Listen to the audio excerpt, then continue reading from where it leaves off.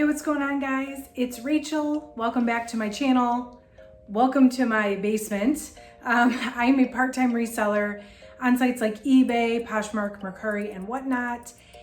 And today I'm filming down here because it is so hot in my office.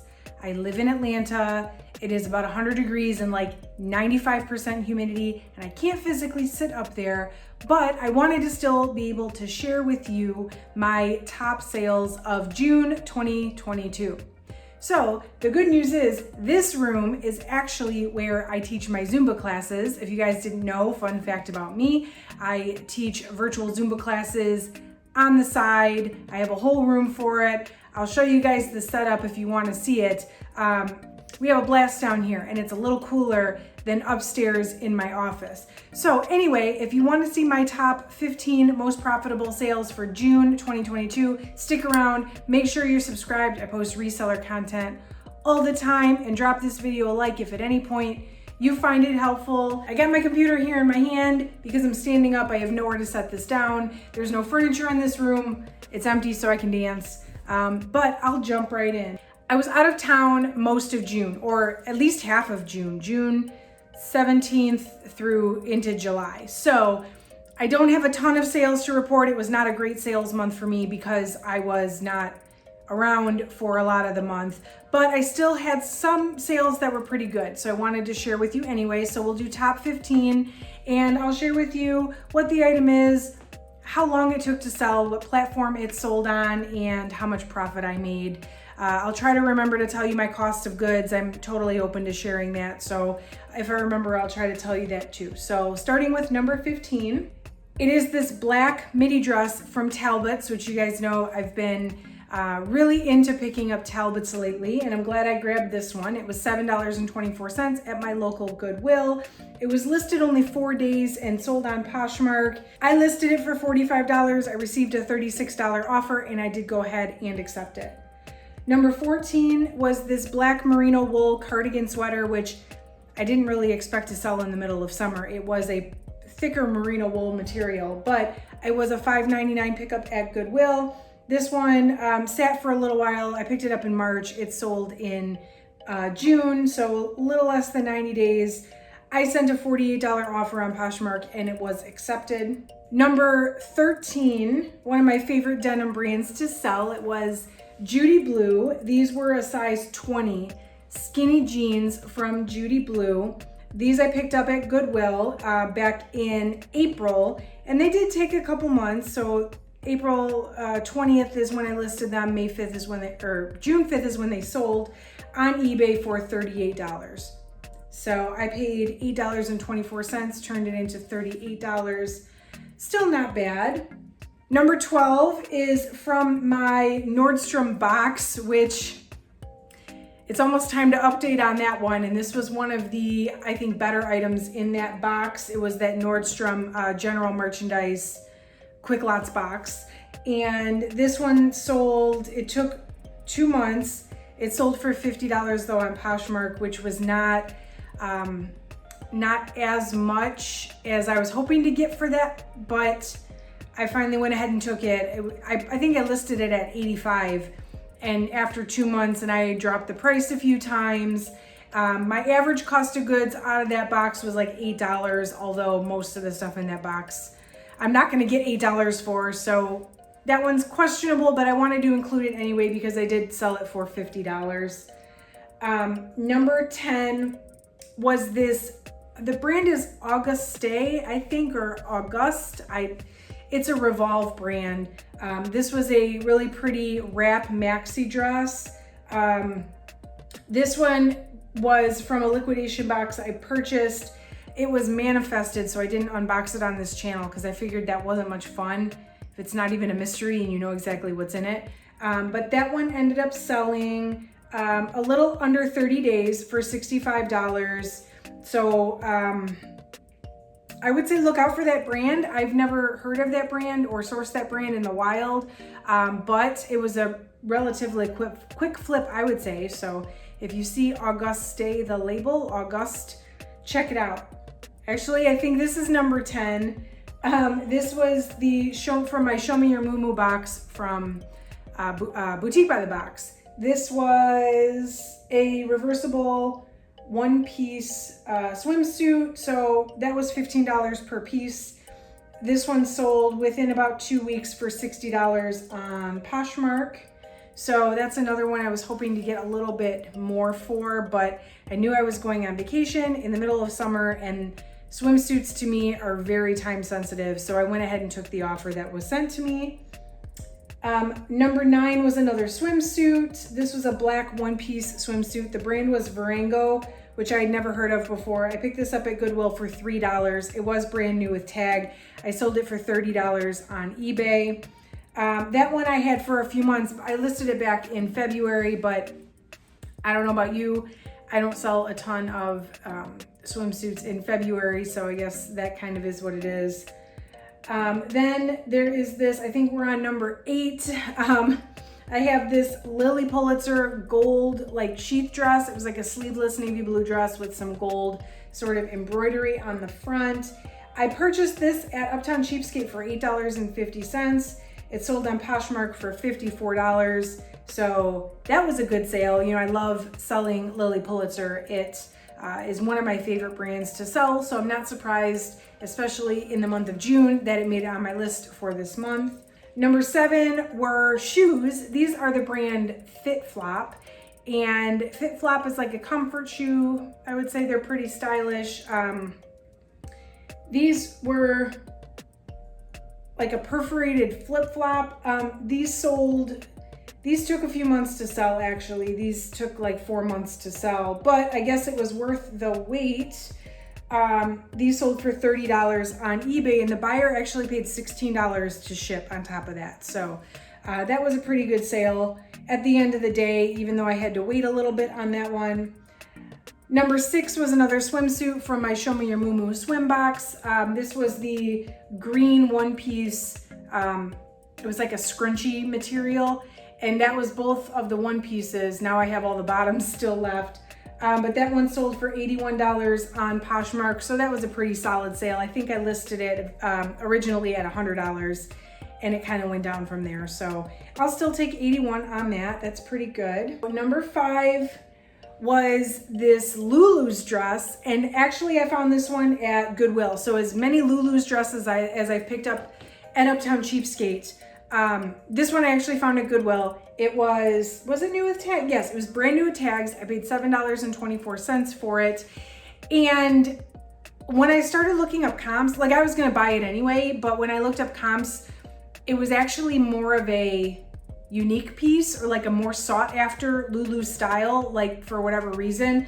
It is kind of cute, but I feel like you gotta be the right kind of person that's gonna wear this. I guess it's very, it's different, it's very unique. So this actually sold, it was only listed for 1 day, and it sold for $66 on Mercari. It was a size extra small too, so that was pretty exciting. I love finding things that are, you know, have a high sell-through rate or in high demand, right? That's really, really exciting when that happens.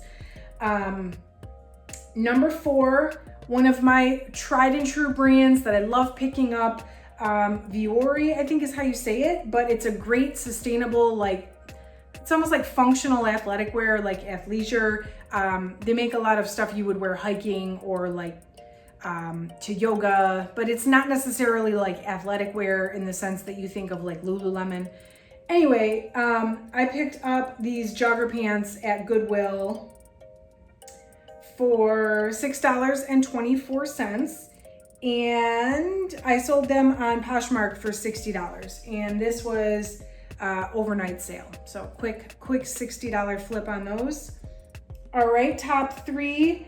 I found these leather ankle boots, these Sorels. And Sorel is another very, very easy to sell brand. They make very high quality stuff, and it's pricey, brand new, and the resale value is great.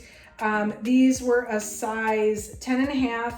I paid $6.99 at Goodwill. They sold for $72 on Mercari, and they were listed just a couple of weeks. So that's exciting considering it's the middle of summer and these are boots. So Number 2, this was a very interesting piece. This caught my eye because of the style. Well, really it caught my eye because it was new with tag. And I tend to take more of a look at new with tag items if I'm not familiar with the brand, just because it's usually easier to find it, right? I'm not gonna lie, I don't know if I would have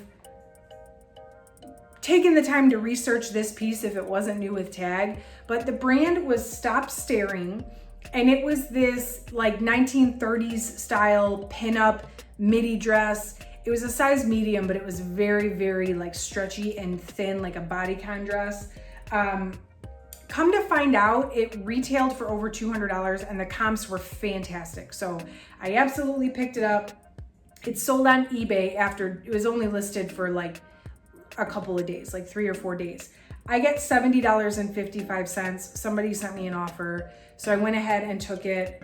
I'll totally take it a fast flip. I think I listed it at like closer to 100 because of comps, but the offer came in within a couple of days. I went ahead and just took it. So if you see this brand is Stop Staring, and I don't know if it's specifically these pinup style dresses that they do, or if it's the brand in general, but definitely not a brand that was ever on my radar. Like I said, if it wasn't new with tags, I probably wouldn't have even like looked at it. I probably would have just kept going. So Stop Staring is the brand. Be on the lookout, and if you find it, look it up. My number 1 sale of June, very predictable, although these took way longer to sell than I expected, and it's because I probably priced them way too high. They are these Rothy's. They are a striped flat, and so I got them at Uptown Cheapskate. I paid $29.99, so I did pay up for these. Now, mind you, this is still my highest profiting item, so I paid up for these, and I made a good profit, but when I first found them, they were like new. They look like they've never been worn, but they were a size 6.5, but they are a rare print. So comps were all over the place, but many of the comps were above the retail value of $125, which is what they originally sold for.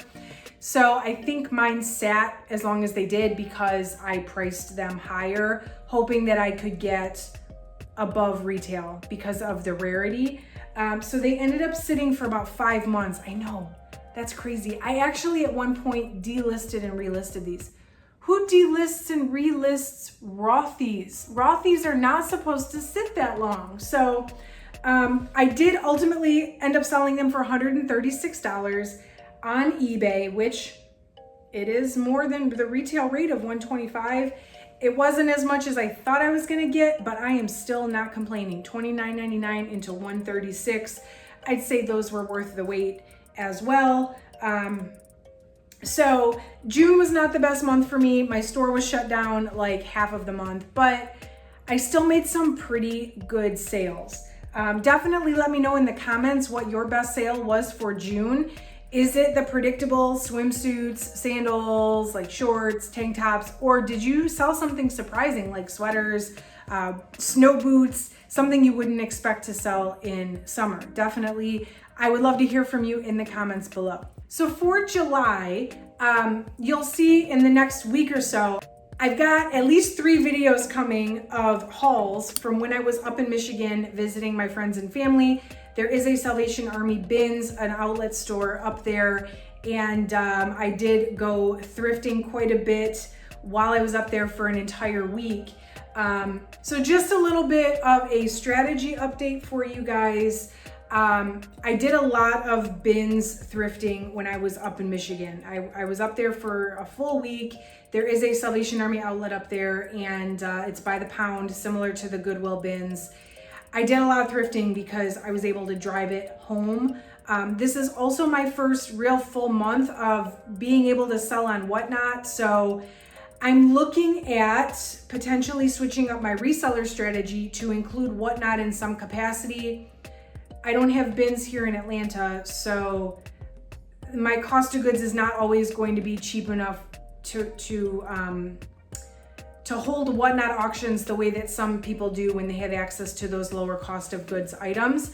But I say that because right now, a lot on my channel, I do these most profitable items, And I also do unboxing videos and then the 90-day updates to show you what sold for high dollars. And I think I may end up switching it up a little bit and selling more on Whatnot, which is going to not necessarily be the highest profit, but it's gonna move faster and I can move more product and ultimately make more money. It's just going to be not as much per individual item, if that makes sense. So I may have to switch up my strategies with my videos just a little bit to accommodate that change. You know, I want the information to be relevant and valuable to you guys. As far as like that what sold in 90 days, it might not look the same as how it always has. In fact, my most profitable sales videos, I mean, who knows, maybe some Whatnot sales will end up on here as well.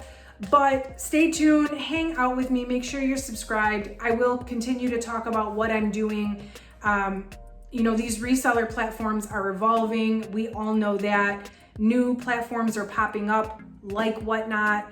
And we have to kind of roll with it and just go with where the money is, right? So I'm giving this whole thing a try. I will share my journey with you, so make sure you're subscribed. If you want to join me on Whatnot, there is a link below. For July, I've got like 3 sales a week coming up, so you can come hang out with me live. A lot of what I got from the bins is going to be in those Whatnot auctions. If you're not already on Whatnot and you sign up with that link, you'll get a $10 shopping credit, which you can use with me to shop, or you can use it if you shop with anybody on anybody's auctions. So definitely check it out. I would love to hang out with you live. There's no obligation to buy. You can just hang out in the chat room and chat with me. I'll do some giveaways. You don't have to buy anything to win the giveaways either. So yeah, so that's really it for today's video. Thank you guys for sticking with me for the update and for sticking with me for my reseller journey. And I will catch you guys in the next one.